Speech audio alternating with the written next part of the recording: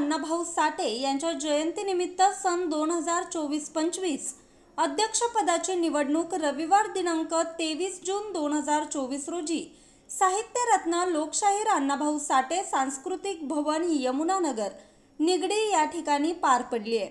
मातंग समाजाचे ज्येष्ठ नेते भाऊसाहेब अडागळे यांनी निवडणूक अधिकारी म्हणून काम पाहिलं।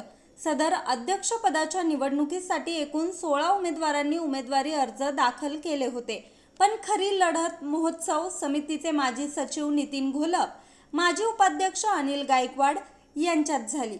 या अटीतटीच्या लढतीमध्ये नितीन घोलप यांनी एकतर्फी विजय खेचून आणला।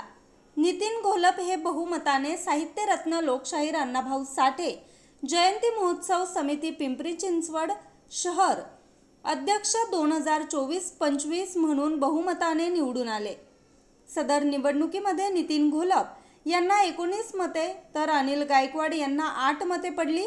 समाजातील माजी नगरसेवक किसन नेटके, रवींद्र खिलारे, काळूराम पवार, राम पात्रे, माजी नगरसेविका कमलताई घोलप, मनीषाताई पवार, झुंबरताई शिंदे, सुमनताई नेटके, माजी अध्यक्ष ज्येष्ठ नेते भाऊसाहेब अडागळे, अण्णा लोखंडे, सुरेश जोगदंड, भगवान शिंदे, मनोज तोडरमल, नाना कसबे, सुनील भिसे, सतीश भवाळ, मनोज पवार, दत्तू चव्हाण, अरुण जोगदंड, संजय ससाने, केसरताई खंडागळे, केसरताई लांडगे, आशाताई शहाणे, संदीपान झोंबाडे, रामदास कांबळे, डीपी खंडागळे, युवराज दाखले, अण्णा कसबे व सर्व मातंग समाज बांधव उपस्थित होते।